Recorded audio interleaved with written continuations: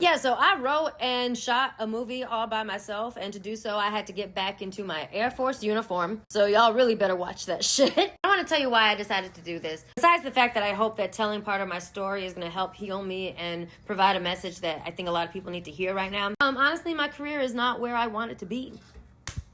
Right now, I'm not satisfied. I'm tired of waiting on people to give me opportunities. I'm gonna make them instead. I'm gonna spill some tea and get some stuff off of my chest from the last 6 years. I feel more comfortable talking about this because I know that other Black girls that are actors at different tiers are going through this as well. So I know that I may not be alone, because I don't like victim mentality and thinking that it's everyone else's fault that you're not where you want to be. But I also don't like being gaslit either. And in this industry, you do have to suffer some things in silence for the sake of professionalism and wanting to get hired for things and being easy to work with. But I think I ran out of incentives to keep my mouth shut because ain't nobody hiring me. Guys, I can't find an agent. I don't have an agent. No agent wants to sign me. And I'm not gonna lie, I feel like a failure that I cannot find an agent. I'm constantly wondering, what is wrong with me? What is so flawed about me that no one wants to represent me, especially with the platform that I've been able to amass over the past few years that's supposed to help you, right? Because I have 1.8 million followers here, like 300K on Instagram, over 600K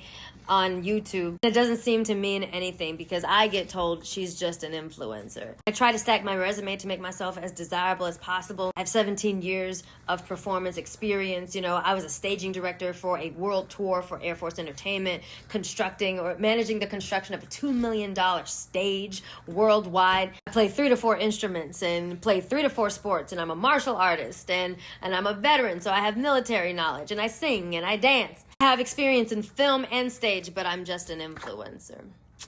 While I see people talking online about like, oh, movies, they're just casting, influencers straight off of social media with no experience. While people are talking about that, I'm getting told, oh, sweetie, that doesn't happen. No one's like really casting, people straight off of social media. Also, you should hone your craft more, take more acting lessons. And I took the acting lessons and I took the advice, all to see people that are different from me in certain ways, some visible, some not, with comparable or smaller numbers than I am. And no training, some of them being cast straight off of social media. So I'm like, I listened to you, but that's not true. And again, it leaves me feeling like there's something inherently wrong or undesirable or unlikable about me. But I have also been approached and led on and offered things by 2 major studio casting departments. The first one is huge, as huge as you can imagine. It was nothing but praise straight off the bat. It's like, well, we love you, like you have great camera presence, you're this, and that, oh my gosh. We just need to figure out what to do with you, where to put you. Kind of in the same vein where Cheryl Lee Ralph talked about that white director who was like, you're a very beautiful, talented Black woman actor, but what am I supposed to do with you? Like to cast you as Tom Cruise's love interest? Nobody wants to see that. They're like, yeah, we're gonna get you in. And then I was ghosted and didn't hear from them for 2 years. And we reached out to them. We're like, hey, what's up? And they acted like they had never talked to me before. And they were just like, yeah, I guess we'll look at her again. Like, what? Second studio, very similar. They're like, you're great. We've been looking at you for a long time. Can you fly out to have a meeting with casting? And I'm just like, yeah, you let me know when. And then they just stopped answering their emails. Incidentally, it is the same studio under which I had that terrible racist experience where I and the other Black women in attendance at one of their events were not served dinner like everyone else, and then when I asked for us to be served, they gave us table scraps. Like the server reached over and grabbed someone's leftovers from the other table over and put it in front of me. And then I spoke out about it. After hashing things out as far as demanding accountability from that company, I think they dangled that in front of me as a way to like maybe appease me or something, even though we had already closed business as far as that. But they had no intention on making good on it. I have cried many tears about that, especially because I moved my calendar, I moved life plans around this meeting that just never happened. And to make it worse, I slowly started seeing them stop inviting me to their events and premieres. So for legal reasons, I can't say who the studio is. I couldn't then and I can't now, but I will say that's what happened, and I feel hurt. Mind you, going through all of this while also experiencing some trauma in the influencer world. Someone who befriended me, used me for my resources and my contacts, manipulated me, mentally abused me, became very controlling, isolated me from a lot of the community. Went to visit them because they were allegedly having some bad mental health time, and then proceeded to use me for appearances, for my name, for my fame, and treat me terribly. And then when I said, I'm done with your bullshit, tried to start a smear campaign on me.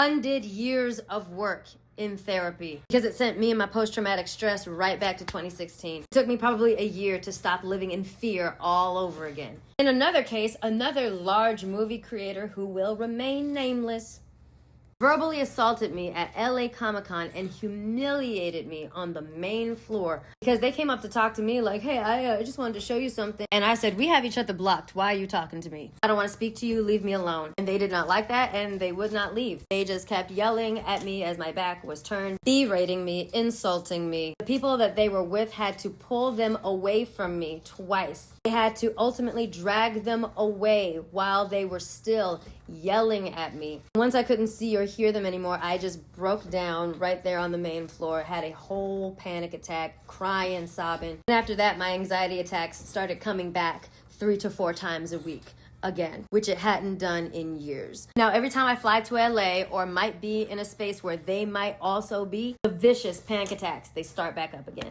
Then I got it on good authority that that person had been basically stalking me, watching my every move, and probably still is from a burner account or something. Because looking back during that interaction at LA Comic-Con, they mentioned things about my content that they wouldn't know if they were blocked, which they are. So that was really scary. For those of you who know what happened to me in the Air Force, you can imagine how that constantly triggers me.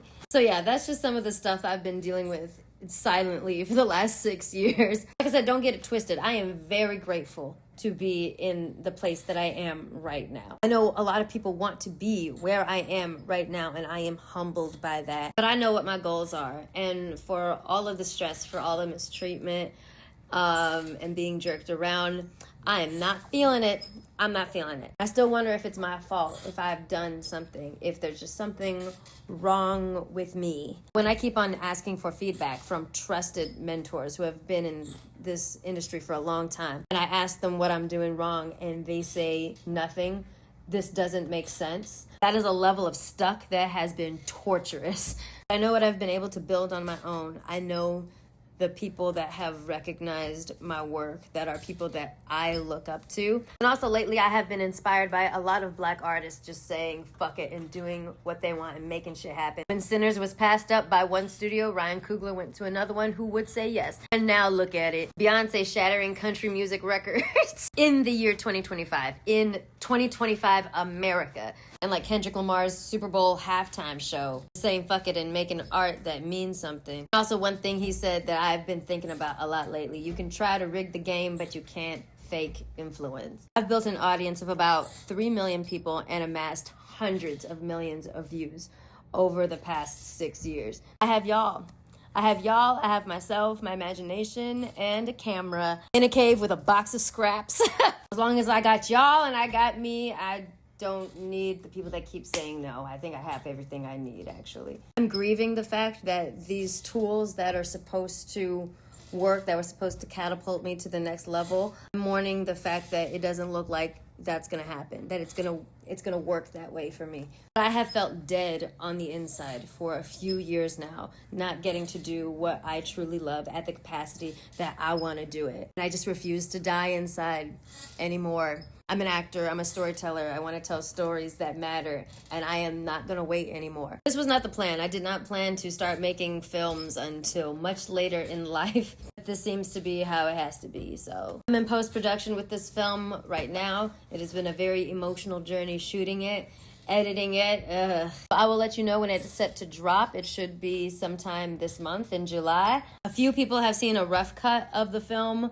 My manager called me after watching it, crying. Yeah, so in theory, it should be good.